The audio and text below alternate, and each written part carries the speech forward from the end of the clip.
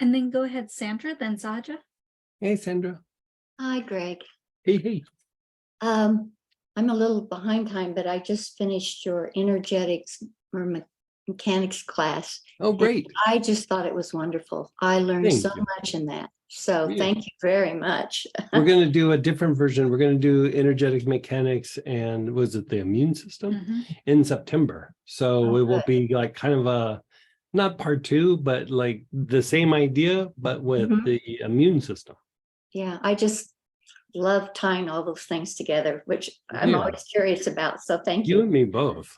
The question I have is, Mhm. I'll preface it by saying, like most people our age, my husband and I have bad backs, and Yeah. I've been using the marjoram peppermint on Yeah. his back and mine, and it's amazing. Yeah, isn't it? It's such a simple thing, and within 5 minutes, the pain's gone. It's So amazing. I about agree. every other day, he'll say, "Would you put Greg's magic potion on my back?" Very And good. so we've been doing that, and it's really effective. But I was just thinking, in the class I just talked about, someone asked you about cedar. And among the many things it does, it said something about moving energy in the spine.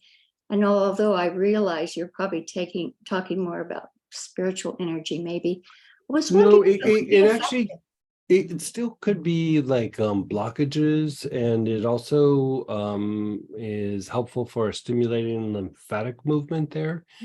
Um that could be helpful, but like given that it's like low back, is it close into the spine itself, or is it a little bit like, does it go across side to side, or is it out a little bit wider?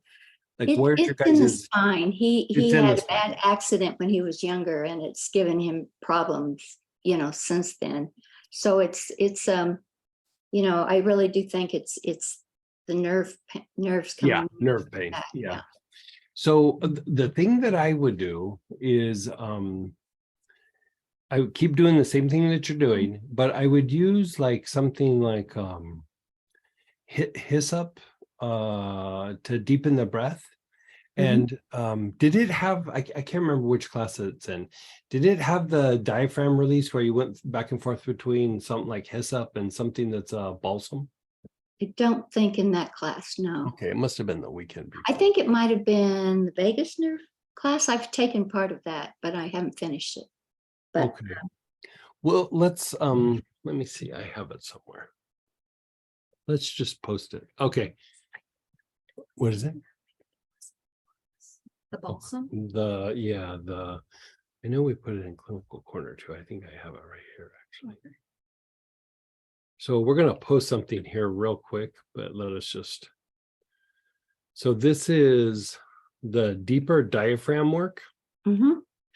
And the idea is that any time that you have give me a second here. I'm a boy. I can only do one thing at a time.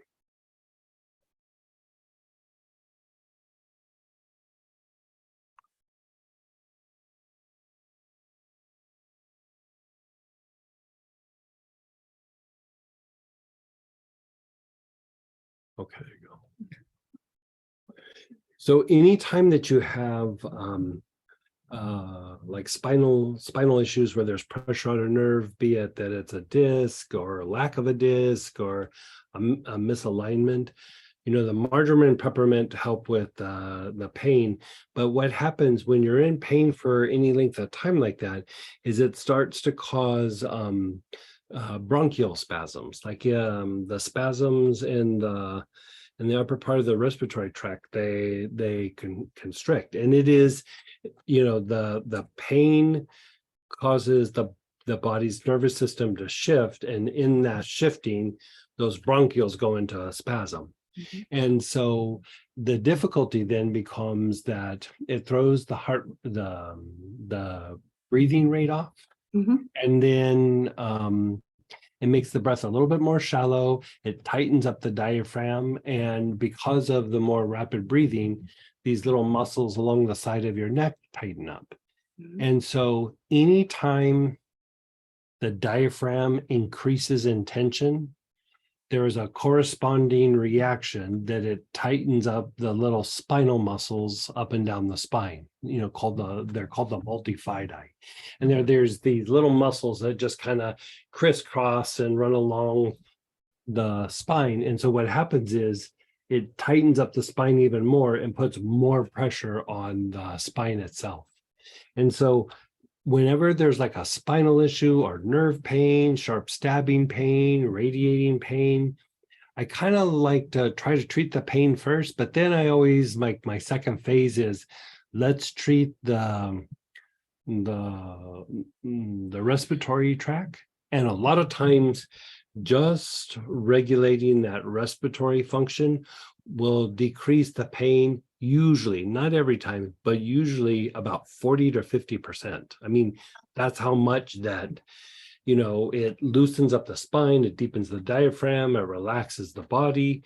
And because all that starts to happen, it starts to shift that part of the nervous system, which makes you handle pain better. Like when that area gets really super agitated, pain increases. But when you start to go into more rest and repair, or like last week when we were talking about the vagus nerve, when the vagus nerve is stimulated and strong and fortified, you're able to tolerate pain better, and you even start to sense pain you don't feel it as intensely,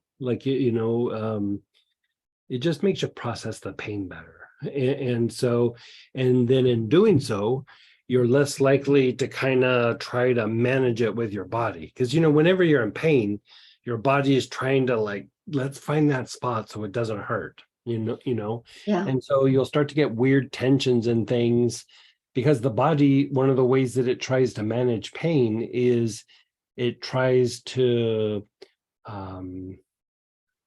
basically, how if you hurt your arm, you'd go to the doctor, they'd put your arm in a sling, right? It's basically a way of splinting that area so you don't use it very much and you don't hurt it more. The body does a version of that where it goes, okay, this area hurts, let's tighten up so they don't move this part of the body, it won't hurt as much, but at the same time it's increasing pain, but it's trying to protect the degeneration of the joint. Mhm. If that makes sense. Sure. And so the next phase that I would do is go deep on unwinding respiratory spasms. Can you say hyssop? What's that? Did you say use hyssop? You could use hyssop, but you could just use hyssop. But sometimes what I like to do is go back and forth between hyssop and something that's like a balsam, like fir balsam, Peru balsam, Tolu balsam. If you happen to have like a poplar balsam in any of your kits, you could use that. There's that blend Friar's balsam, anything that's real balsamy. Mhm. It's very soothing, and basically, we're always trying to unwind the part of the breath that has to do with the inhalation, but the balsam is helping to release the part that has to do with the exhalation. And so you're working two different components in the diaphragm, where usually the big part is the thing that we do with like hyssop and frankincense and Sitka and all those little blends. All of them are hitting that first part of the movement in the diaphragm, but that balsam hits that other second part. And sometimes working both provides an even deeper release. So I would just go through some of the stuff that you have and see if you have anything kind of like that's a balsam. Yeah, I have a couple. Okay. Is this just inhalation then? Yeah, you're just doing a back and forth. Okay. And you don't even have to follow patterns. Just have him inhale one for a while. I did provide you a pattern that you could go through and work it, but it's not even a very complicated pattern. Okay. And then there is a video that we have, Samantha will tell you, where I have you inhale and move your body a little bit. It's a way to kind of stretch that out. All of that could be helpful, but be careful not to hurt the back. Sure. And as far as hyssop, is there a particular kind of hyssop? Or is No, it- any of the hyssops will work. Yeah. Okay. All right. Yeah. Thank you so much. You're so welcome. And keep us posted. Let us know how he's doing and see if that helps. And Okay. but yeah, keep on that marjoram and peppermint. Yeah, it really is amazing how Yeah. quickly it works. It's just Yeah. like in 5 minutes, you're out of pain. It's wonderful. yeah. Okay, Good. thanks so much. You're so welcome.